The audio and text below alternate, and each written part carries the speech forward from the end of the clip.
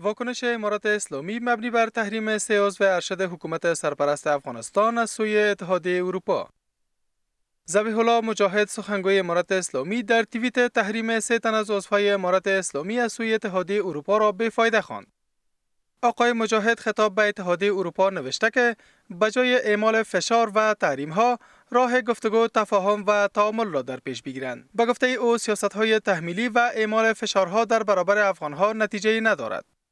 اضافه کردن بعضی سران امارت اسلامی به لیست تحریم‌های اتحادیه اروپا به هیچ جهت فایده‌ای ندارد. به جای استفاده از تحریم‌ها و اعمال فشارها، باید راه تعامل، گفتگو و تفاهم به کار برده شود. استفاده از تجارب ناکام، سیاست‌های تحمیلی و اعمال فشارها در برابر افغان‌ها نتیجه‌ای نداشته است. این در حالی است که اتحادیه اروپا روز گذشته بر 18 تن و 5 نهاد از 6 کشور جهان به شمول افغانستان به منظور نقض جدی حقوق بشر تحریم‌های را وضع کرد. من بین تحریم‌های وضع شده، جدا از این که مقام‌هایش طالبان را هدف قرار داده، افغانستان متأسفانه در انزوای بیشتر می‌کشند. بنابراین هر گونه تقابل طالبان با جامعه جهانی سبب خواهد شد تا از یک طرف طالبان محدود شوند و از طرف دیگر متأسفانه مردم افغانستان در شرایط بد و بحرانی تر قرار می‌گیرند.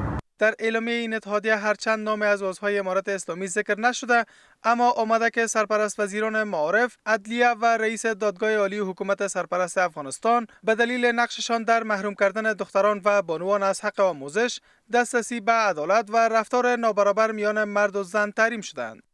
شورا در برابر 18 تن و 5 نهاد تحت رژیم جهانی تحریم‌های حقوق بشر اتحادیه اروپا به دلیل مسئولیت آنها در مورد نقض جدی حقوق بشر در افغانستان، سودان جنوبی، جمهوری آفریقای مرکزی، اوکراین و روسیه اقدام‌های محدود کننده را اعمال کرد. 6 تن در رابطه به اشکال گوناگون خشونت جنسی و جنسیتی ذکر شدند. اینها شامل وزیران معارف و عدلیه طالبان و سرپرست دادگاه عالی طالبان به دلیل نقش آنها در محروم کردن دختران و زنان افغان از حق تحصیل، دسترسی به عدالت و رفتار برابر بین زن و مرد است.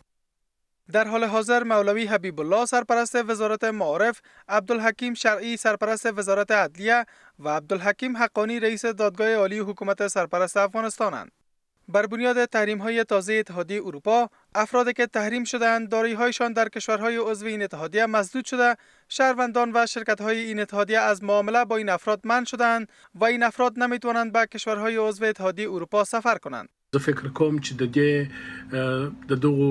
د دغو انکشافاتو اصلي علت د طالبانو هغه منفي، هغه خشنې پالیسۍ دي چې په دې 2 کالو کې پرله پسې پر افغانانو باندې تحمیل کړي دي. لہذا افغانان باید طالبانو ته مخ ور واړوي او طالبانو څخه وغواړي چې په خپلو پالیسیو کې اصلاحات راولي. امارت اسلامی نیاز داره که باید طبق خواست جهان و مطابق شریعت و مطابق منافع ملی کشور افراد مسلکی و متخصص را شامل حکومت بسازه که حکومت همه شمول باشه و امارت اسلامی را باید وضعیت بد اقتصادی مردم افغانستان مجبور بسازه تا مشکلات مردم افغانستان را برش رسیدگی شود. با این حال به طور مجموعی تاکنون 61 تن و 20 نهاد تحت رژیم جهانی تحریم‌های حقوق بشری اتحادیه اروپا قرار گرفتند.